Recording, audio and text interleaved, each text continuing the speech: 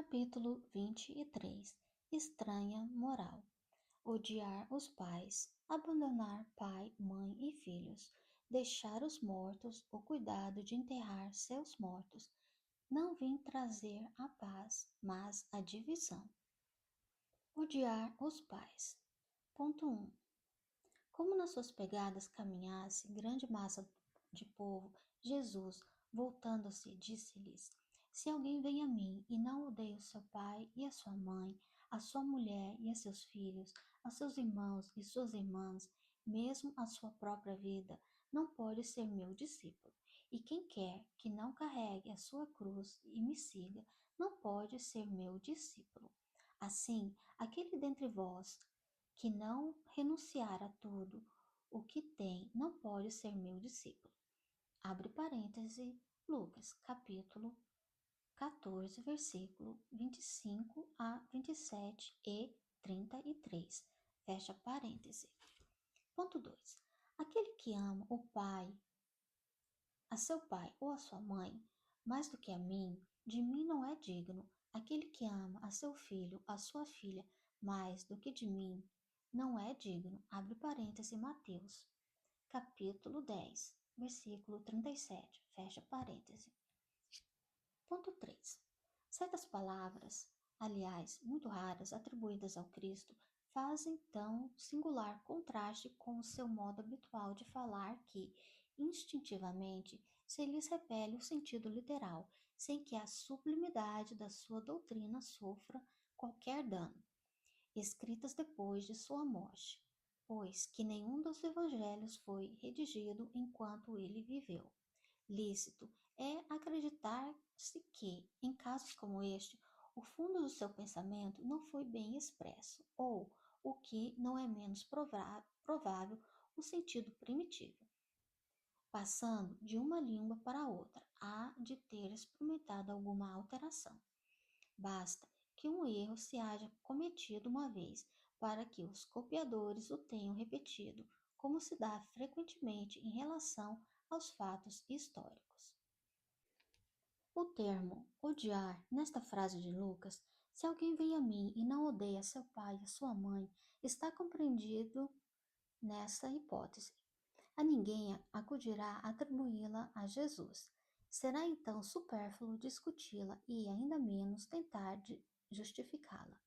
Importaria primeiro saber se ele a pronunciou e, em caso afirmativo, se, na língua em que se exprimia, a palavra em questão tinha o mesmo valor que na nossa.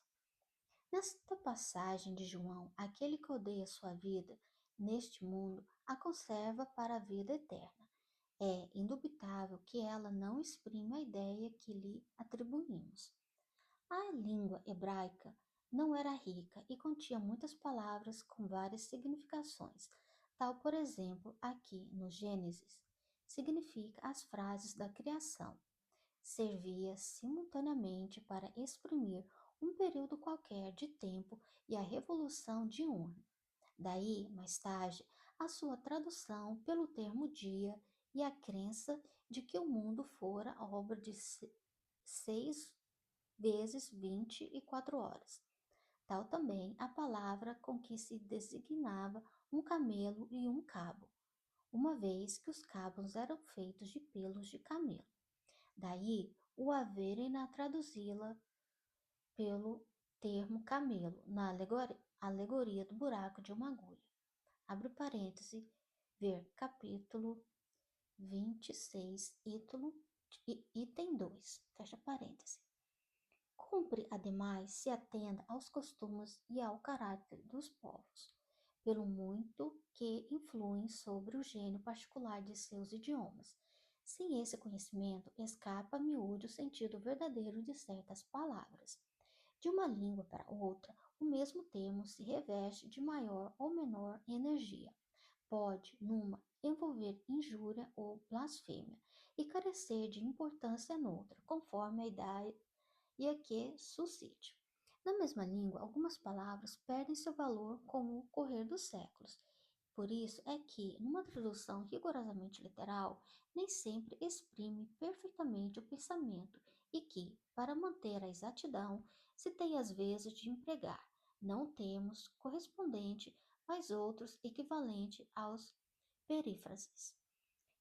Estas notas encontram aplicação especial na interpretação das Santas Escrituras e, em particular, dos Evangelhos, se não tiver em conta o meio em que Jesus vivia. Fica exposto a equívocos sobre o valor de certas expressões e de certos fatos, em consequência do hábito em que se está de assimilar aos outros, a si próprio. Em todo caso, cumpre despojar o termo odiar da sua acepção moderna, como contrária ao espírito do ensino de Jesus. Abre parêntese. Veja também o capítulo 14, itens 5 e seguintes. Fecha parêntese. Abandonar pai, mãe e filhos. Ponto 4. Aquele que houver deixado pelos meu nome sua casa, e os seus irmãos, ou as suas irmãs, ou o pai, ou a sua mãe, ou a sua mulher, ou seus filhos, ou suas terras, receberá o centúplo de tudo e terá por herança a vida eterna. Mateus, capítulo 19, versículo 29. Ponto 5. Então disse-lhe Pedro: Quanto a vós, vês que tudo deixamos e te seguimos. Jesus lhe observou: Digo-vos, em verdade, que ninguém deixará pelo reino de Deus sua casa, ou seu pai, ou sua mãe, ou seus irmãos, ou sua mulher, ou seus filhos, que não receba, já neste mundo, muito mais, e no século vindouro a vida eterna. Abre parêntese, Lucas, capítulo 18, versículos de 28 a 30, fecha parêntese. Ponto 6. Disse-lhe outro: Senhor, eu te seguireis, mas permite que, antes, disponha do que tenho em minha casa. Jesus lhe respondeu: Quem quer que, tendo posto a mão na charrua, olhar para trás, não está apto para o reino de Deus. Abre parêntese, Lucas, capítulo 9, versículos 61 e 62, fecha parêntese. Sem discutir as palavras, deve-se aqui procurar o pensamento que era evidentemente este: os interesses da vida futura prevalecem sobre todos os interesses e todas as considerações humanas, porque esse pensamento está de acordo com a substância da doutrina de Jesus, ao passo que a ideia de uma renunciação à família seria a negação dessa doutrina. Não temos, aliás, sob as vistas a aplicação dessas máximas no sacrifício dos interesses e das afeições de família aos da pátria? Censura-se, porventura, aquele que deixe seu pai, sua mãe, seus irmãos, sua mulher, seus filhos, para marchar em defesa do seu país? Não se reconhece, ao contrário, grande mérito em arrancar-se às doçuras do lar doméstico, aos liames da amizade, para cumprir um dever? É que então há haveres que sobrelevam a outros deveres. Não impõe a lei à filha a obrigação de deixar os seus pais para acompanhar o esposo? Formigam no mundo os casos em que são necessárias as mais penosas separações. Nem por isso, entretanto, as afeições se rompem. O afastamento não diminui o respeito nem a solicitude do filho para com os pais, nem a ternura destes para com aquele. Vê-se, portanto, que, mesmo tomadas ao pé da letra, excetuado o termo odiar, aquelas palavras não seriam uma negação do mandamento que prescreve ao homem honrar a seu pai e a sua mãe, nem do afeto paternal, com mais forte razão não o seriam, se tomadas segundo o Espírito. Tinham elas por fim mostrar, mediante uma hipérbole, quão imperioso é para a criatura o dever de ocupar-se com a vida futura. Aliás, pouco chocantes havia de ser para um povo, e numa época em que, como consequência dos costumes, os laços de família eram menos fortes do que no seio de uma civilização moral mais avançada.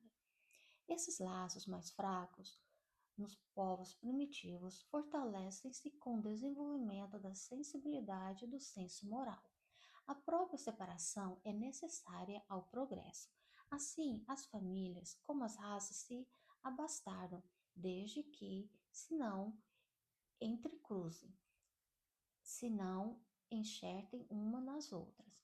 É a lei da natureza, tanto no interesse do progresso moral quanto no progresso físico. Aqui, as coisas são consideradas apenas do ponto de vista terreno. O Espiritismo nolo faz ver de mais alto, mostrando serem os do espírito e não os do corpo, os verdadeiros laços de afeição, que aqueles laços não se quebram pela separação, nem mesmo pela morte do corpo, que se robustecem na vida espiritual pela depuração do espírito. Verdade consoladora, da qual grande força aurem as criaturas para suportarem as vicissitudes da vida. Abre parêntese, capítulo 4, item 18. E capítulo 14, item 8. Fecha parêntese. Deixar os mortos o cuidado de enterrar seus mortos. Ponto 7.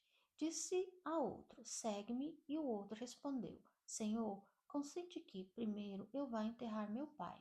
Jesus lhe retrucou: deixa os mortos o cuidado de enterrar os seus mortos. Quanto a ti, vai anunciar o reino de Deus. Abre parêntese, Lucas, capítulo 9, versículos 59 e 60. Fecha parêntese. Ponto 8. Que podem significar essas palavras? Deixa os mortos o cuidado de enterrar seus mortos. As considerações precedentes mostram, em primeiro lugar, que, nas circunstâncias em que foram proferidas, não podiam conter censura aquele que considerava um dever de piedade filial ir sepultar seu pai. Tem, no entanto, um sentido profundo que só o conhecimento mais completo da vida espiritual podia tornar perceptível. A vida espiritual é, com efeito, a verdadeira vida, é a vida normal do espírito, sendo-lhe transitória e passageira. A existência terrestre, espécie de morte, que, se comparada ao esplendor e à atividade da outra. O corpo não passa de simples vestimenta grosseira que temporariamente cobre o espírito, verdadeiro grilhão que o compreende a gleba terrena, do qual se sente ele feliz em libertar-se. O respeito que aos mortos se consagra não é a matéria que o inspira, é, pela lembrança, o espírito ausente quem o infunde. Ele é análogo àquele que se volta aos objetos que se pertenceram, que ele colocou e que as pessoas que lhe são afeiçoadas guardam como relíquias. Era isso o que aquele homem não podia por si mesmo compreender. Jesus lhe ensina, dizendo: não te preocupes com o corpo, pensa antes no espírito. Vai ensinar o reino de Deus. Vai dizer aos homens que a pátria deles não é a terra, mas o céu, porquanto somente lá transcorre a verdadeira vida. Não vim trazer a paz, mas a divisão. Ponto 9. Não penseis que eu tenha vindo trazer a paz. Não vim trazer a paz, mas a espada, porquanto vim separar de seu pai o filho, de sua mãe a filha, de sua sogra a nora. E o homem terá por inimigos os de sua própria casa. Abre parêntese, Mateus, capítulo 10, versículos de 34 a 36, fecha parênteses. Ponto 10. Vim para lançar fogo à terra, e que é o que desejo, senão que ele se acenda? Tenho de ser batizado com um batismo, e quanto me sinto desejoso de que ele se cumpra. Julgais que eu tenha vindo trazer paz à terra? Não, eu vos afirmo, ao contrário, vim trazer a divisão, pois, doravante, se acharem numa casa de 5 pessoas Estarão lá elas divididas umas contra as outras, três contra duas e duas contra três. O pai estará em divisão com o filho, e o filho com o pai, a mãe com a filha, e a filha com a mãe, a sogra com a nora, e a nora com a sogra. Abre parêntese, Lucas, capítulo 12, versículo de 49 a 53. Fecha parêntese. Ponto 11. Será mesmo possível que Deus, a personificação da doçura e da bondade, que não cessou de pregar o amor do próximo, haja dito: não vim trazer a paz, mas a espada. Vim separar do pai o filho, do esposo a esposa. Vim lançar fogo à terra, e tenho pressa de que ele se acenda? Não estarão essas palavras em contradição flagrante com os seus ensinos? Não haverá blasfêmia em lhe atribuir a linguagem de um conquistador sanguinário e devastador? Não, não há blasfêmia, nem contradição nessas palavras, pois foi mesmo ele quem as pronunciou, e elas dão testemunho da sua alta sabedoria. Apenas um pouco equívoca. A forma não lhe exprime com exatidão o pensamento, o que deu lugar a que se enganasse relativamente ao verdadeiro sentido delas. Tomadas à letra, tenderiam a transformar sua missão toda de paz noutra de perturbação e discórdia, consequência absurda, que o bom senso repele, porquanto Jesus não podia desmentir-se. Abre parêntese, capítulo 14, item 16, fecha parêntese. Ponto 12. Toda ideia nova, forçosamente, encontra oposição e nenhuma há que se implante sem lutas. Ora, nesses casos, a resistência é sempre proporcional à importância dos resultados previstos, porque quanto maior ela é, tanto mais numerosos são os interesses que ferem. Se for notariamente falsa, se a julgam isenta de consequências, ninguém se alarma, deixam-na todos passar, certos de que lhe falta vitalidade. Se, porém, é verdadeira, se assenta em sólida base, se lhe prevê em futuro um secreto pressentimento adverso aos seus antagonistas, de que constitui um perigo para eles e para a ordem de coisas em cuja manutenção se empenham. Atiram-se, então, contra ela e contra os seus adeptos. Assim, pois, a medida da importância e dos resultados de uma nova ideia se encontra na emoção que o seu aparecimento causa, na violência da oposição que provoca, bem como no grau e na persistência da ira de seus adversários. Ponto 13. Jesus vinha proclamar uma doutrina que solaparia pela base os abusos de que viviam os fariseus, os escribas e os sacerdotes de seu tempo. Imolaram-no, portanto, certos de que, matando o homem, matariam a ideia. Esta, porém, sobreviveu porque era verdadeira, engrandeceu-se porque correspondia aos desígnios de Deus, e, nascida um pequeno e obscuro burgo da Judéia, foi plantar o seu estandarte na capital mesma do mundo pagão, em face dos seus mais encarniçados inimigos, daqueles que lhe mais porfiam em combatê-la, porque subtia crenças seculares, a que eles se apegavam muito mais por interesse do que por convicção. Lutas das mais terríveis esperavam aí pelos seus apóstolos. Foram inumeráveis as vítimas.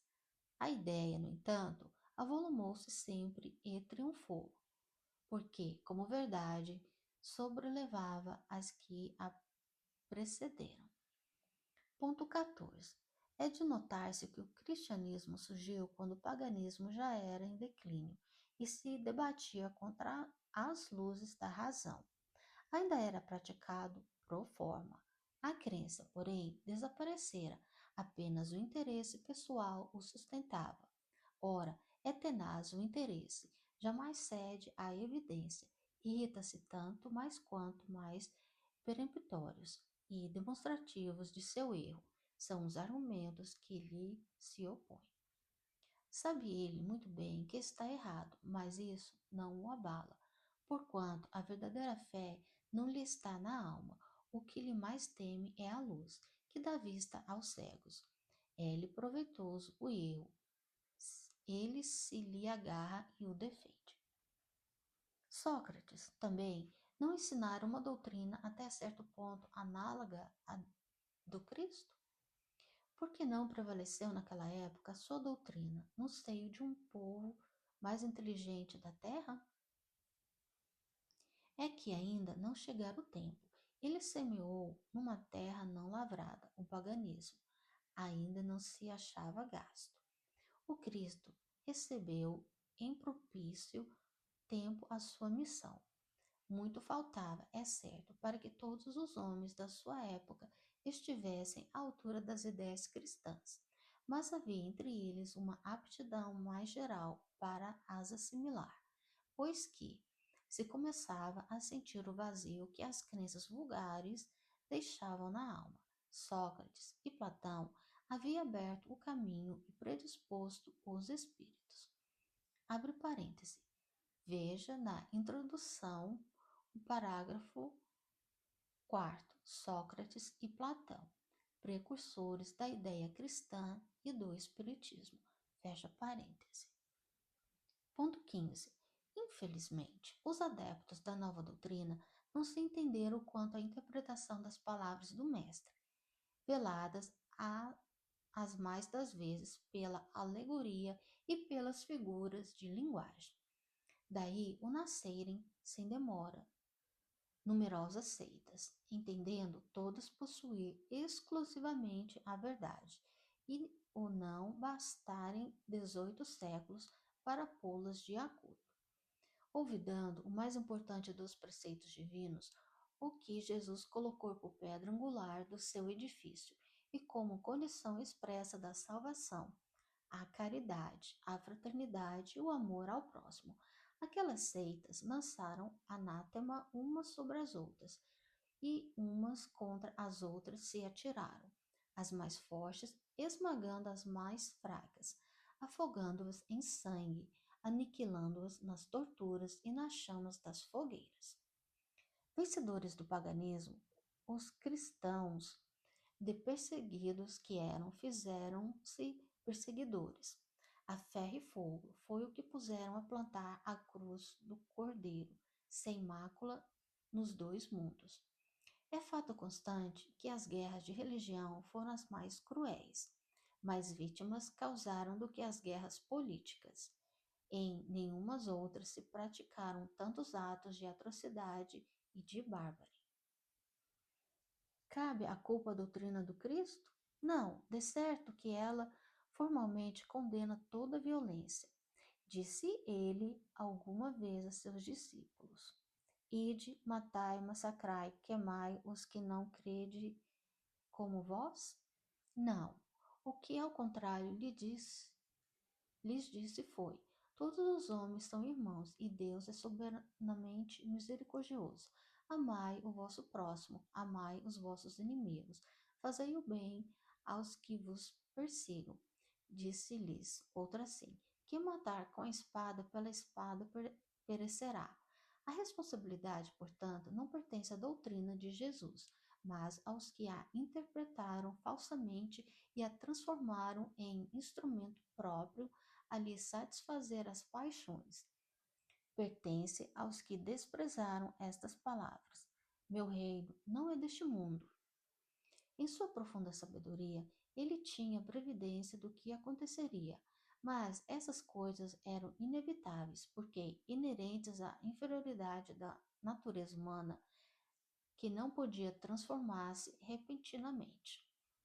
Cumpria que o cristianismo passasse por essa longa e cruel prova de 18 séculos para mostrar toda a sua força, visto que, malgrado todo o mal cometido em seu nome, ele saía dela puro. Jamais esteve em causa. As invectivas sempre recairão sobre os que dele abusaram.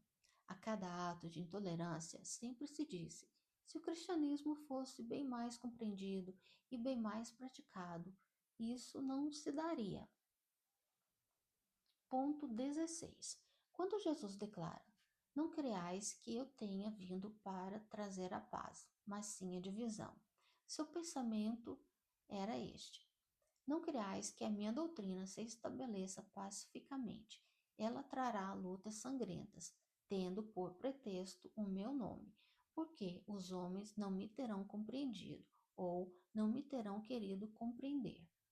Os irmãos, separados pelas suas respectivas crenças, desembainharão a espada um contra o outro, e a divisão reinará no seio de uma mesma família, cujos membros não partilhem da mesma crença. Vim lançar fogo à terra para expungi-la dos erros e dos preconceitos, do mesmo modo que se põe fogo a um campo para destruir nele as ervas más. E tenho pressa de que o fogo se acenda para que a depuração seja mais rápida, visto que do conflito sairá triunfante a verdade. A guerra sucederá à paz, ao ódio dos partidos, à fraternidade universal, às trevas do fanatismo, à luz da fé esclarecida. Então, quando o campo estiver preparado, eu vos enviarei o Consolador, o Espírito de verdade, que virá restabelecer todas as coisas, isto é, dando a conhecer o sentido verdadeiro das minhas palavras, que os homens mais esclarecidos poderão, enfim, compreender. Por a termo a luta fratricida que desune os filhos do mesmo Deus. Cansados, afinal, de um combate sem resultado, que consigo traz unicamente a desolação e a perturbação até o seio das famílias, reconhecerão os homens onde estão seus verdadeiros interesses com relação a este mundo e ao outro. Verão de que lado estão os amigos e os inimigos da tranquilidade deles. Todos estão se porão sob a mesma bandeira, a da caridade, e as coisas serão restabelecidas na terra, de acordo com a verdade e os princípios que vos ensinado. Ponto 17. O Espiritismo vem realizar, na época prevista, as promessas do Cristo. Entretanto, não o pode fazer sem destruir os abusos. Como Jesus, ele topa com o orgulho, o egoísmo, a ambição, a cupidez, o fanatismo cego, os quais, levados às suas últimas trincheiras, tentam barrar-lhe o caminho e lhe suscitam entraves e perseguições. Também ele, por quanto tem de combater, mas o tempo das lutas e das perseguições sanguinolentas passou. São todas de ordem moral as que terá de sofrer e próximo lhes está o termo. As primeiras duraram séculos, estas durarão apenas alguns anos, porque a luz, em vez de partir de um único foco, irrompe de todos os pontos do globo e abrirá mais de um pronto os olhos aos cegos. Ponto 18. Essas palavras de Jesus devem, pois, entender-se com referência às cóleras que a sua doutrina provocaria, aos conflitos momentâneos a que ia dar causa, às lutas que teriam de sustentar antes de se firmar, como aconteceu aos hebreus antes de entrarem na terra prometida, e não como decorrentes de um desígnio premeditado de sua parte de semear a desordem e a confusão. O mal viria dos homens, e não dele, que era como o médico que se apresentava para curar, mas cujos remédios provocavam uma crise salutar, atacando os maus humores do doente.